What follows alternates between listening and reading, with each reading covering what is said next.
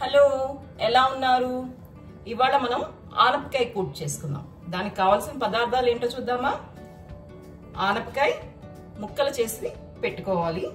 అలాగే ఒక టమాటో, అల్లం సన్నగా తరిగి పెట్టుకోవాలి, పచ్చిమిరపకాయలు, కందిపప్పు, కొత్తిమీర సన్నగా తరిగి పెట్టుకోవాలి. కొత్తిమీర లేకపోతే కరివేపాకు, చింతపండు ముందరే కడిగి నానబెట్టుకున్నాను, ధనియాలు, మిరియాలు, కొబ్బరి, శనగపప్పు, ఆవాలు, జీలకర్ర, బెల్లం. ఇవి కావలసిన పదార్థాలు. ముందుగా మనము ఈ కందిపప్పుని కొంచెం వేయించి అప్పుడు కుక్కర్లో పెట్టుకుందాం. ఈ కందిపప్పు కొంచెం వేగాక ఆనపకాయ ముక్కలు, టమాటో కలిపి కుక్కర్లో వేసుకుని ఒక 4 విజిల్స్ వేయించుదాం.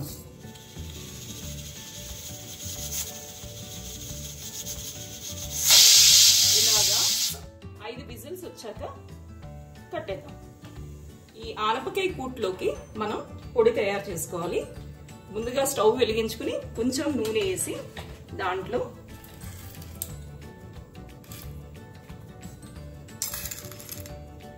శనగపప్పు ఒక 2 స్పూన్లు, ధనియాలు 1 స్పూను, తర్వాత కొంచెం మిరియాలు, జీలకర్ర,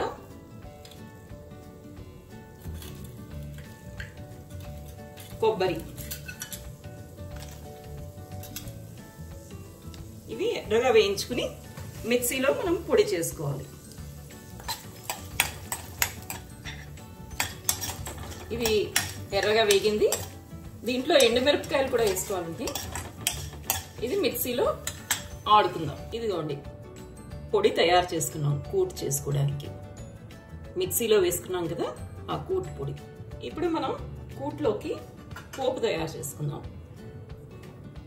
దీంట్లోకి మనం ఆవాలు,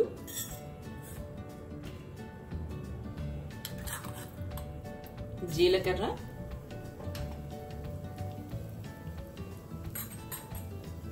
ఆవాలు చిట్పట్లాడాక మనం అల్లం, పచ్చిమిరపకాయలు వేసుకుందాము.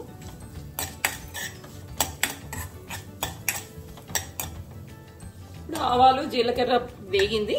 దీంట్లో తరిగి పెట్టుకున్న అల్లం, పచ్చిమిరపకాయలు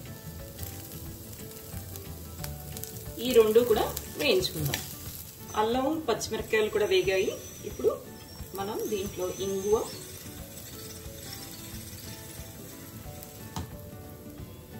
అలాగే పప్పు కూడా వేసుకున్నాం. ఉడికిన పప్పు, ఆనపకాయ, టమాటో వేసుకున్నాం కదా కుక్కర్లో, అది కూడా వేసేసుకున్నాం.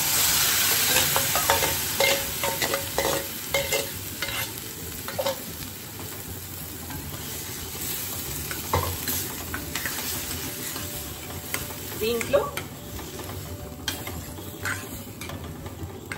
మనం నానబెట్టుకున్న చింతపండు వడకట్టిన వేసుకోవాలి.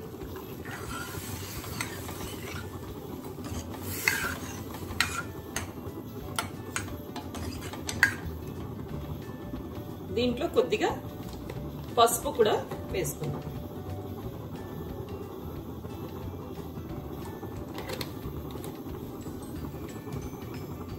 ఇప్పుడు ఈ కూట్ తయారు చేసుకున్న పొడి, ఆ పొడి కూడా వేసేసుకుందాం.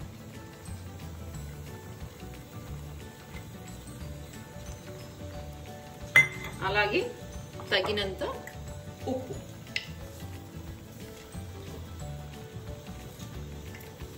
ఇవన్నీ వేసుకుని కలుపుకోవాలి.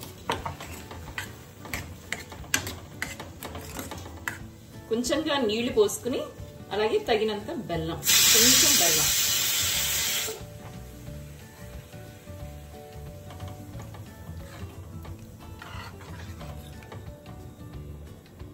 ఇది బాగా ఉడకనివ్వాలండి. కూట్ తయారైపోయింది. చూసారా, ఉడుకుతోంది, దగ్గర పడుతోంది.